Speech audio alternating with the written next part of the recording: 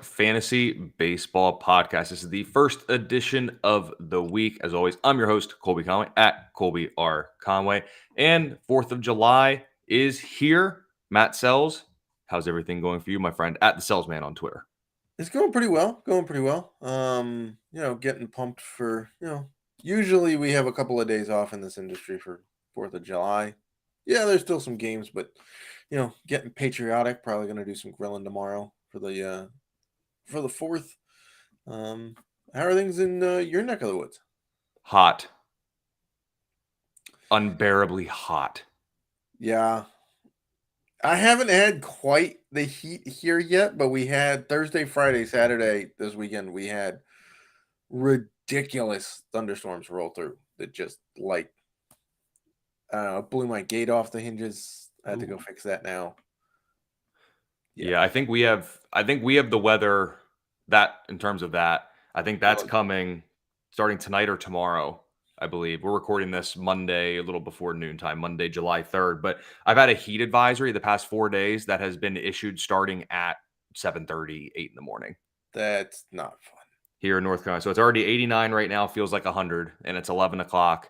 And then yesterday when my wife and we had some errands and stuff that we were running in the morning, started our workout around 3 or 4 o'clock, and it was 91, felt like 102 as we worked out in our garage. So it's 80 here, but only feels like 82. So 89 feels like 100. So, but you know what? I will take that because from where I'm from up in the Northeast, come October, when they're wearing sweatpants and sweatshirts, I can still go sit on the beach. So I will gladly take it. But let me tell you this.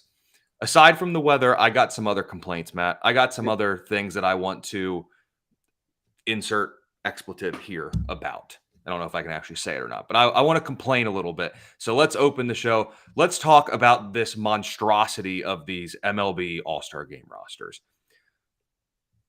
I don't even know where to begin. I have 4 different launching points that I could go off of, and one of them is probably the least relevant of them. But I'm going to start with this one.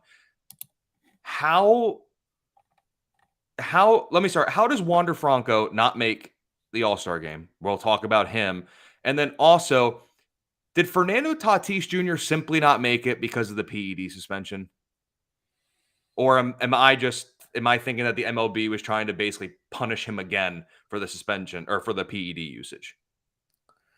So that's an excellent question. We'll talk about Wander Franco a bit later in the show. I don't know how Fernando Tatis didn't make it. Could it be like the fans haven't paid attention to the Padres, who are getting a little better in the last month or so? Because there's been this narrative that the Padres have been terrible this year. And yes, their record isn't what we expected it to be, but that doesn't take away from the fact that Tatis Jr. has been fantastic this year. One of the best in baseball at any position in general.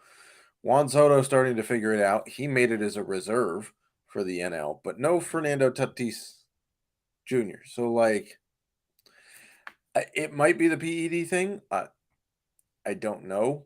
But that's one of the issues that I have. There are numerous. Why is Orlando Arcia the starting shortstop for the NL? Yeah, I mean, why? Yeah, that one's bad. And let me go back to Tatis quick. Off the top of your head, do you know how many players there are in Major League Baseball with at least 16 home runs and 14 stolen bases as of right now? At least 16 homers and at least 14 steals? It's not many, but I think it's like 3. 3. It is Fernando Tatis, 16-14. I'm looking over here on my screen. Corbin Carroll at 17-24. Acuna at 21-39.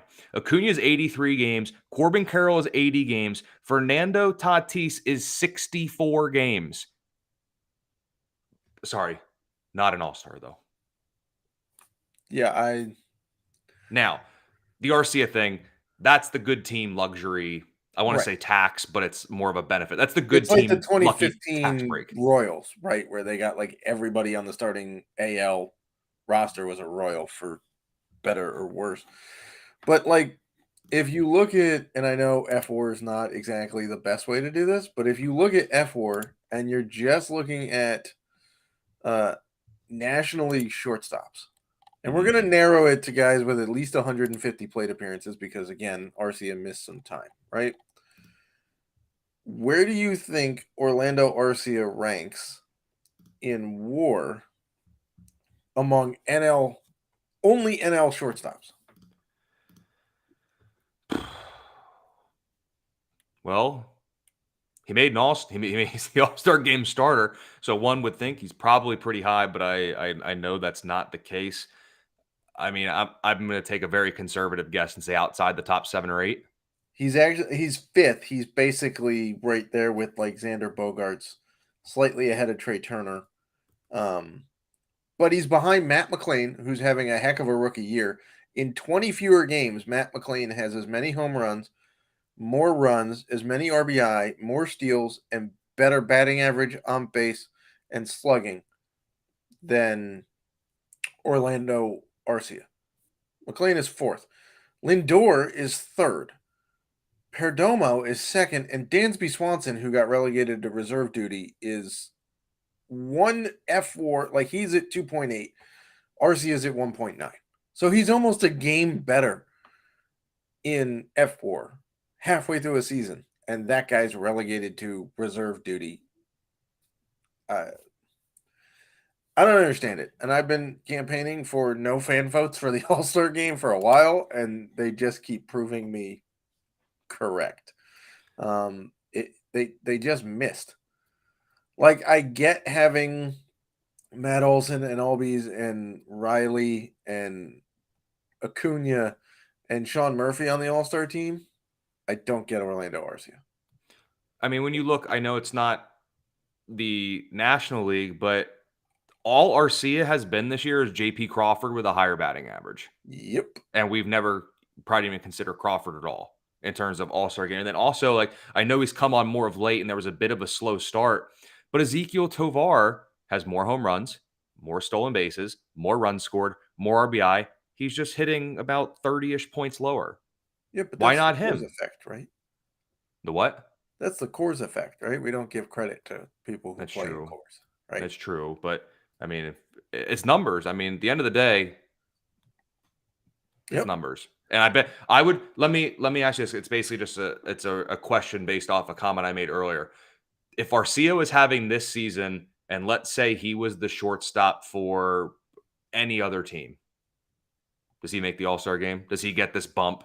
You think he's just getting the Braves bump? Mm-hmm. Oh, for sure. I mean, I think it's exactly what you said. Like, he's on a good team. He gets credit for being on a good team. So, that he's there. For example, CJ Abrams has almost the same. He has the same number of homers, almost the same counting stats, way more steals. Granted, the batting average is worse, but he's on the terrible Nats, and so he doesn't even get considered, which I'm not saying he's an all-star. I'm just saying if you swap those two guys, I guarantee you that CJ Abrams is a starting shortstop in the National League because he was on the Braves. And then opposite of the like a Braves bump or the good team bonus that when it comes to all-star voting, every team's got to get a representative. I get it. I know sometimes you're grasping for straws for players, but I can't be the only one that could have picked 2 or 3 other Tigers to get in instead of Michael Lorenzen. Yeah, we read the rule, and the guy doesn't even have to be healthy enough to play, nor does he actually have to play in the game. So why not Eduardo Rodriguez, who's been really quite good for the Tigers when he's been on the mound? Like, obviously he's hurt now, but he's been pretty good for them this year while he's been on the bump. And then even Erod would be my choice as well. And like, sure, you want to take Lorenzen. He's at 82 innings on the year, 14 starts. Eduardo's only a couple starts behind and a Yeah. handful of innings. It's not like Lorenzen's pushing amongst the league leaders in innings pitched. I know Erod's missed a good amount of time, but he's better than Lorenzen in every category. And then even if you don't go Lorenzen, I mean, looking at the offense, I would I wouldn't give it to Torque. I know he's coming on a bit late with power. I probably wouldn't go to him. I mean, Zach McKinstry's been good in terms of average homers and steals. I mean, he wouldn't be the most appealing option there. Andy Ibanez has come on a bit of late. You could look at the closer who's been half decent if the American League needed relievers. Or I hadn't even considered this, but he's only 6 homers behind Orlando Arcia for the year. So I guess we have to consider him. But you said for nostalgia's sake, give it to Miggy. He's 77 years old. It's his last All-Star game. Let's go out with some nostalgia. I would take any of those guys above Michael Lorenzen at this point in the All-Star game. That's the one that I understand each team's got to be represented. I just don't get how they came to Lorenzen.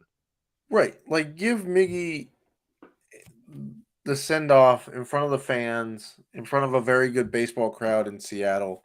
Let him go out with sure. Is it going to tack on another all-star thing to his resume? Okay. But it's not like he's not a Hall of Famer to begin with, even without one more all-star team, right? So just sentimentality. Just give the fans a chance to see Miggy one last. He doesn't even have to play. Just have him out there and wave to the fans, and everybody will be fine. I'm with you. I don't get the pick there for the Tigers.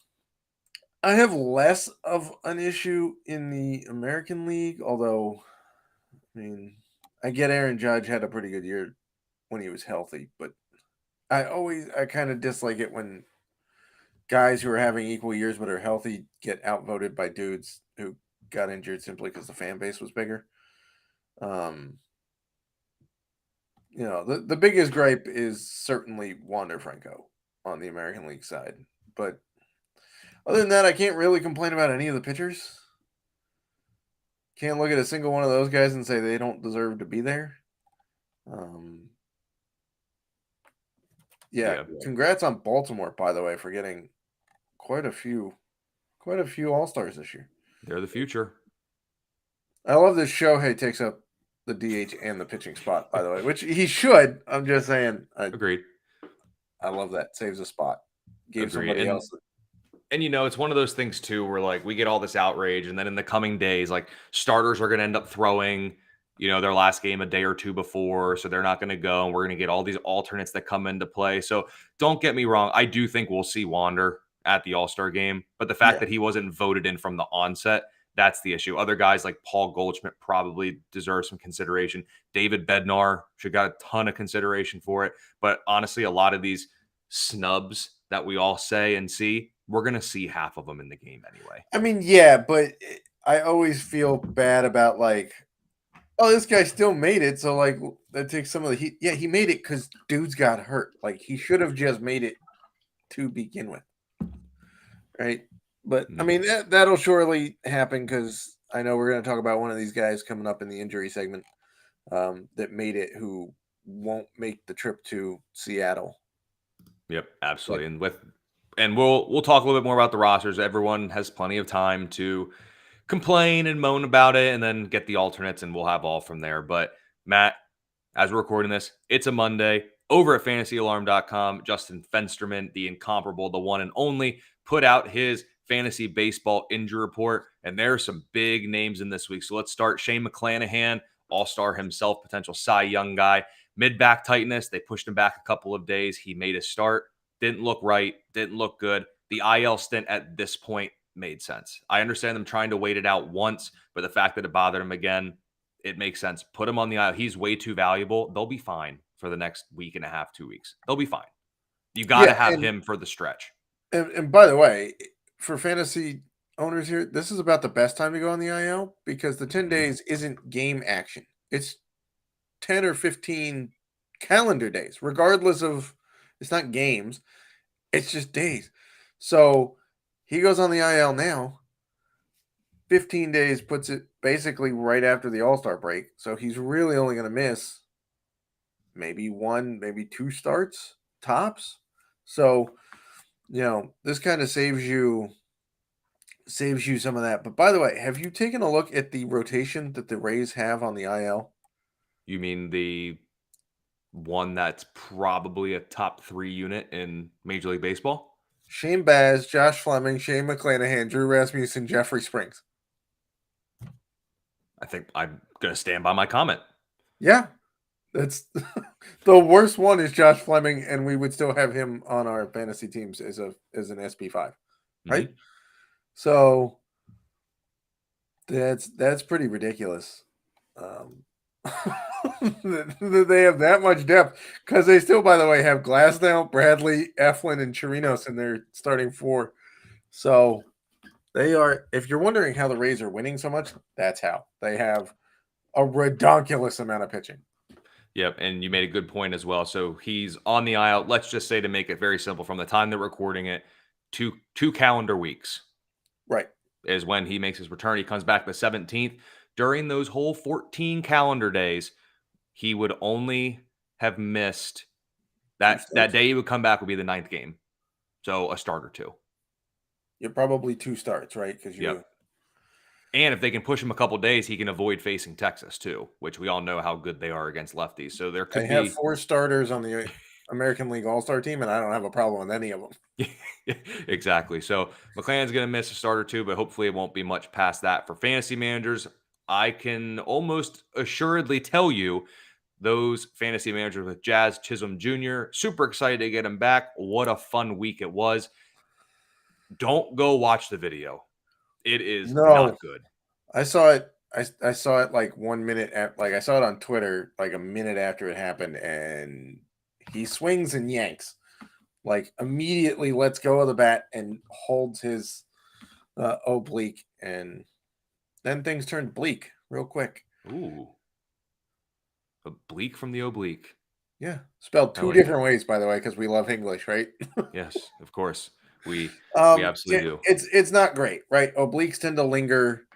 They tend to be the trickiest soft muscle or soft tissue injury to come back from because you're never quite sure when it's 100%. Because the only way to test it is to swing, and then that risks injuring it, right? So he's probably going to be out for. Do you think he comes back by the end of July? No. It's like mid-August, right? In my unprofessional medical opinion, in that I also give very broad ranges, I'm thinking 6 to 8 weeks. Just from what we've typically seen from obliques, like it can go as long as 8. I don't think this is a 4-week thing. Just because he also was banged up a bit before. I know, separate issue, but that's still involved. I wouldn't plan for end of July. I'd look early to mid-August. Yeah, that's so. And hopefully we get more information about it, and that way, from actual licensed individual in the field, not me being the podcast doctor type that's just kind of speculating. But obliques typically we're in that 4 to 6 week range. Yeah, if they're the mild kind, if they're and it depends on the guy, right? Because obviously some dudes heal faster, some dudes don't. Didn't the Bengals say that Jamar Chase healed faster because he's just that guy? Mm-hmm. Like that was their medical opinion. He's just that dude. So maybe just Chisholm is that dude. I don't know, but it's kind of unfortunate. He's kind of becoming the Byron Buxton of the NL. Unfortunately, I think that comp is all too closely correct. Unfortunately, power, speed, injured. Average, gets hurt a lot. Yep. And technically their initial report was day-to-day. This is not a day-to-day thing. It's day-to-day until the test comes back. That's all it is. They're just waiting for the test. That's all it is. It's day-to-day because it happened on a holiday weekend and it takes 4 extra days to get a test back. Yeah, that is exactly it. And then speaking of bleakness with obliques, Royce Lewis also IL with an oblique. He's an interesting one too because the numbers have been good. They haven't let him run. Nope. And I don't think this is going to really help. I know it's because he was coming back from the knee, so they were trying to play it careful with him. But now, on top of being cautious from the knee, now an oblique issue. I mean, he's the only guy in that lineup that was really hitting for average reliably. So I don't think if you were banking on Royce Lewis coming up and giving you a bunch of stolen bases, it hasn't happened. If you were waiting for that ship just to get through enough games and you were expecting that ship to set sail here, maybe post All-Star break, that ship is docked. That ship is not leaving the harbor anytime soon. Nope, definitely not. Same thing. Obliques are tricky. Man, I feel bad for the Twins though, man. They got a lot of offensive stuff that just hasn't gone their way. Mm-hmm. This year, Nick Gordon, when he was there, was terrible, and then he broke a bone. So he's out for a while. Royce Lewis can't stay healthy. None of their power bats have really taken off. So just disappointing across the board for the Twins. Would you? I'm contemplating dropping Royce Lewis at this point. Yeah, I think in a shorter, You can in find shorter guys that are benches, I hot that will. won't kill your average, and then provide some counting stats. Mm-hmm. Like, Yeah. Yeah, shorter redraft formats. I think I would too. Like that 326 average will be hard, but you can stream, like back when right, but how Ryan many at O'Hearn was bats did hot. that come over? Because if it's a Right. 326 average over like 50 at bats, it's not really changing your ratios on your team very Yeah. much. Yeah, and you can ride the hot bat. Find someone who's hot for that week, Yep. pick them up, get a couple homers, whatever, drop them, and just kind of keep shuffling this. Royce Lewis wasn't necessarily doing. I don't want to diminish what he's done this season, but he wasn't a world beater. He wasn't a Right. fantasy game changer. Like his 326 average, 4 home runs, 1 stolen base, 15 RBI, 11 runs across 26 games and 95 at bats. You can piecemeal that together from 3 or 4 Correct. hot bats that you pick up over the course of a couple weeks. So, yeah, I'm with you. Shorter redraft. I'm probably dropping Royce Lewis at this point. And then on the mound, shoulder issues for Michael Kopech and Clayton Kershaw. Kopech oft injured. Clayton Kershaw is just old, and he's due for his yearly IL stint. Hasn't happened. He's ready for it now. He deemed now is the time. Kopech's a little bit interesting. If I'm not mistaken, he had an arm angle adjustment, and it led to like 3 or 4 outings with like 8+ Ks. And he's been knocked around a little bit here. He's also had a little bit of history of arm problems. So, Yeah. how are you approaching these 2 injuries? Because both are just a little bit different in their own right, albeit both shoulder issues. I'm watching them like a hawk, to be honest, and see what exactly this amounts to. If it's just rest, okay, great. But if they find something else that's going to take them out for a while, then I have to reconsider, right? Kershaw, for the last, I don't know, 6 years, hasn't pitched a full season. Normally it's a back thing with Kershaw. So I don't know if he was doing something to protect his back and then triggered a shoulder.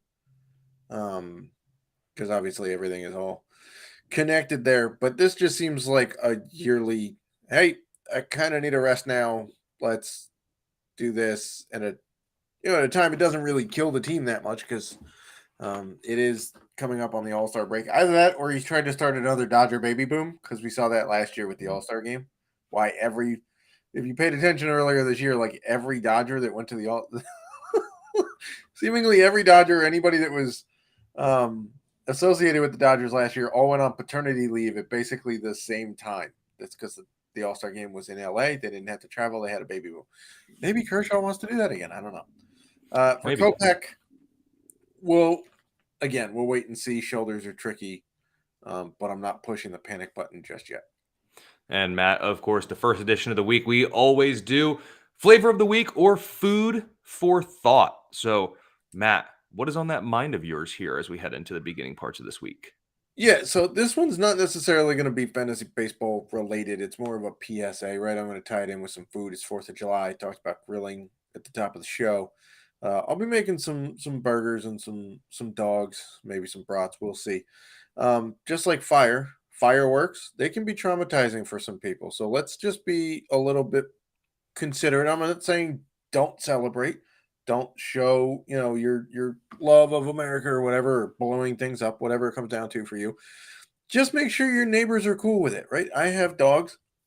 Couple that with thunderstorms the last 3 days and fireworks for a week, and my dog has had to be on like calm meds every night for a week, which sucks. There's veterans I know who don't do well with fireworks because it triggers stuff from their service, right? So let's just be. I also have a daughter who uses a hearing aid. She doesn't like the fireworks either because it amplifies the sound right into her head. So let's just be considerate of people. Not saying you can't celebrate, just saying, you know, be be kind, be considerate. and then have fun. I am all for having the fireworks on July 4th, but it is July 4th, not July 2nd through 7th. That's what I always like to think. So take it on the 4th. And Matt, I'm going to keep mine short. MLB All-Star rosters are like moldy blueberries.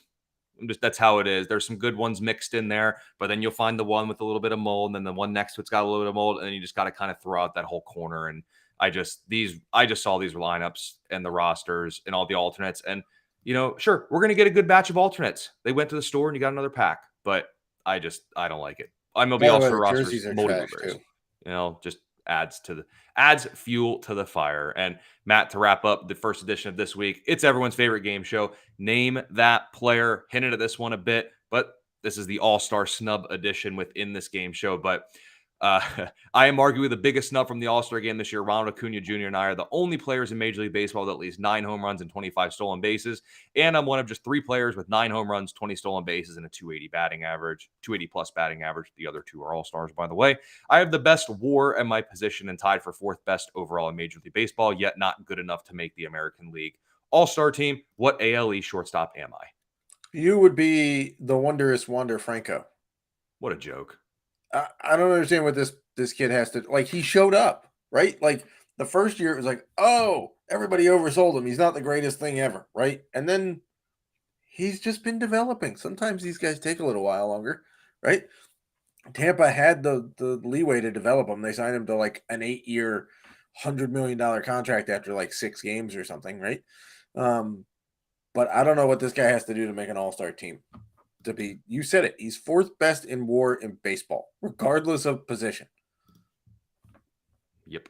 So he's a top 5 overall player and not good enough to make 1/2 of the league's all-star team? Yep. And you know what? I'm fine. I don't mind Corey Seager. I'm glad Corey Seager made the team as the starter. I still think Wander should have been there, but Bo Bichette as the reserve shortstop, that's the one I don't like. And don't even get me started on Whit Merrifield. But before I go beyond there, Matt, we teased this one last week. We're bringing it back here. So, AL West starting pitcher. Fantasy managers love what I did last year, mainly compiling an 11.7 K per 9 across 148 innings with a 2.54 ERA, but this year has not been the same. My strikeout rate is down nearly 11 points from last year. Despite getting more swings out of the zone, my swinging strike rate has dropped over 2 percentage points, and my contact rate has jumped up nearly 4.5 percentage points. Not much has changed with my pitch mix. Velo is slightly down, albeit not overly concerning. And last year, I had a 28% strikeout rate against left-handed hitters, but this year it's just 14.7%, and my batting average allowed to left-handed hitters is almost up 100 points. So to wrap up this week's show, who is that AL West starting pitcher? And on the level of concern, throwing it back to the pods from last year, shout out to the listeners from last year as well. What is your level of concern with this AL West right-handed starting pitcher? Are you Christian Javier? I sure am. Yes. There's decent concern when your pitch mix from last year was good and you're getting more guys swinging out of the zone, yet your rates are dropping. I'm not exactly sure where you go to fix that. Now, here's my question, and as a former catcher, maybe you could chip in here. Could it be sequencing? Could it be that he's throwing the same percentage of pitches, but he's not sequencing them as better, so guys are sitting on pitches more later in counts? Because I could throw 100 pitches in 2 different games, throw the same percentage and sequence them and get totally different outcomes against the same team, right? So that, other than that, I don't really know aside from Texas being better than they were, and the Angels offense being better, but you still have Seattle is striking out a ton and Oakland is a AAA team. So I don't know. That's the only thing that's catching my eye, is that maybe it's sequencing it in individual at bats. Yep. Concern should be relatively high with Javier, and over his last 4 starts, a 3.1 K per 9, 7.27 ERA. As we're recording this, he's about to pitch in a couple of hours. So we'll have to see the returns there. But Matt, it's been a pleasure with you this week, and we'll be back a couple days for the next edition. But give Matt a follow on Twitter at the Selzman. I'm on Twitter at Colby R. Conway. Let us know what you think about the MLB All-Star Game rosters, and we will see you later this week for the next edition of the Fantasy Alarm